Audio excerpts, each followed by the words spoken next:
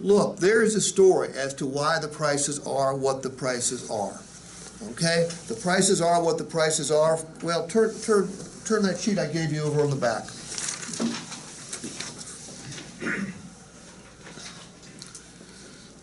Whether it's a new or used vehicle, the supply and demand affect the price of the vehicle. Yes, sir. Can I get one of those sheets? Did I not give you guys sheets? No. Was it because I was mad at you, or did I just forget?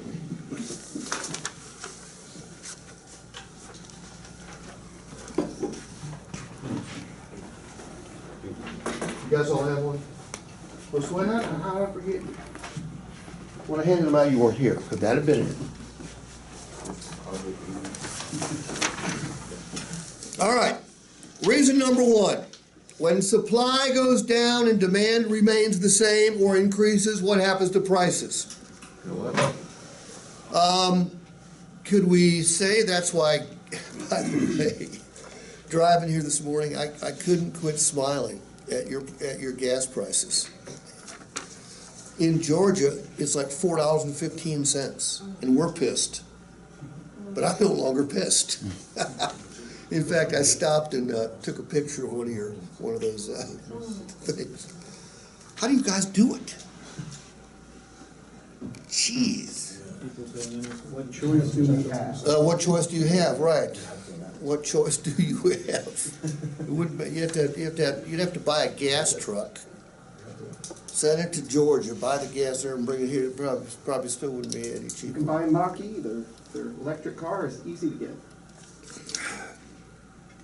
You know, that's what, obviously, politically speaking, that's what the government wants us to do, is they want us to buy electric vehicles. What's the problem with that?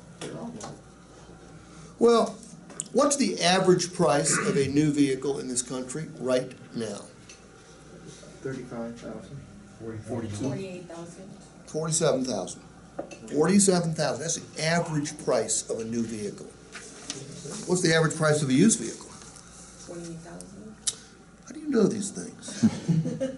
Good for you. 28,000, and like 2 years ago it was 21. All right, they've gone up $7,000. 3 years ago, the average price of a new vehicle was $37,000 to $38,000. What's the average price of an electric vehicle? In the 60s? I think it's in the 60s. I don't know for sure, but I think it's in the 60s. So you wonder what's going to happen. I don't think, I think internal combustion engines are going to be around for a while. Absolutely. Yeah. Certainly in my lifetime. Maybe some of you younger people, they might not be. All right, so the first reason is supply and demand. What's the second reason? Rihanna, read number 2 to me. Microchip suppliers paused production in the beginning of the COVID-19 pandemic to protect workers. Yeah, I didn't, again, I pulled this off the website. I didn't realize that. I knew the factories, the automakers, had canceled chip orders, but I didn't know the chip makers had actually stopped production for a while. Okay? Read number 3, Josue. The economic slowdown caused automakers to order fewer computer chips. That's not completely true. What happened was when COVID hit, the automakers thought there was going to be a terrible decline in demand. So they canceled orders. Number 4, Victoria, read number 4 to me. While demand for personal electronic devices increased. So COVID hits, automakers cancel orders. The demand for tablets and Xboxes and all those little things skyrocket. So where do you think the chip makers turned? To those people making those products. And here's a little known fact. The chips in the Fords and the Mazdas and the Hondas and the Toyotas and the Volkswagens were outdated chips. But the factories had the leverage necessary to keep the chip makers making those chips. Well, when they quit ordering them and then they started ordering them again, guess what the chip makers told the factories? ain't the same deal, dude. We're not making the outdated chips anymore, and the prices went up for the new chips. So there's a lot, and this was an economic hurricane, or an automotive economic hurricane, not the one that hopefully is not coming. All right, what's your name? Sam. Sam? Yeah. What's number 6? Automakers were forced to stop new vehicle production due to a supply chain shortage of microchips and semiconductors. Yep. Aaron, number 7. As a result of the production disruptions, more car buyers bought used cars due to a scarcity of new cars. Yeah, I walk on the lot, I'm looking for a new Ford last July. Well, there aren't any. So are you gonna try to help me? Are you gonna try to switch me to a used car? Absolutely. Of course you are, okay? And you're gonna make the case it's a better deal for me. And it probably, in fact, was. Because that used car I would have bought from you last July would be worth 20% more or 30% more today. All right, number 8, Angel. There was me. Yes, Angel, you. There was also increased demand for used cars when many consumers move away from cities and require personal vehicles as people abandon public transportation during the pandemic. Yeah, all the people left New York City. I mean, if you live in New York City, you don't have a car.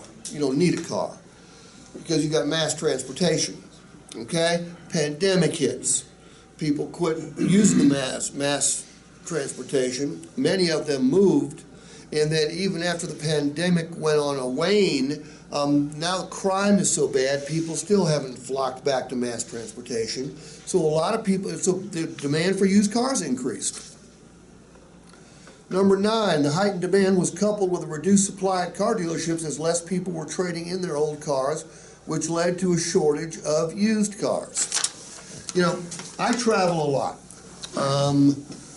I'm a elite executive Emerald Club member of National Rent-A-Car, which meant pre-pandemic, when I got to the rental car center, there would be a special row of cars just for Steve, okay? So I'd go pick out my car, it would always be a brand new car, and I'd drive different ones to see how they drove, and it was really nice. Now, I'm driving a Toyota Highlander with 62,000 miles on it. It's totally trashed, but you know what? I'm lucky. Back in March, I went to Detroit and got to the rental car center, and there's this many cars. There's 0. So I'm standing in a line of six of us. I'm number 6. And we're waiting for people to return their cars so they can rinse them off and gas them up and bring them around. Guess what came around when it was my turn? Nissan Sentra. I would have killed for it. It was a cargo van. So I'm driving a cargo van. The following week, I'm in Columbus, Ohio. By the way, in both bleeding, snowing, wind blowing. In Columbus, Ohio, it's the same thing happens.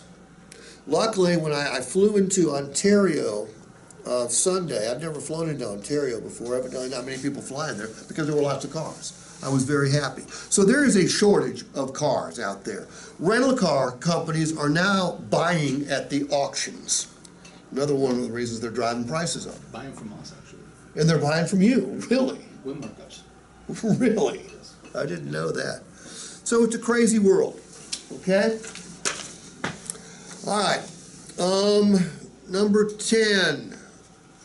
Read number 10 to me, Jose. The resulting shortage has caused record high prices for used cars. And it's not just used cars that are experiencing price hikes. Matthew, read 11. New car prices have risen too, with the average brand new car transacting above sticker price. Which means we're now paying over, or the consumers are paying over MSRP. All right, what's number 12?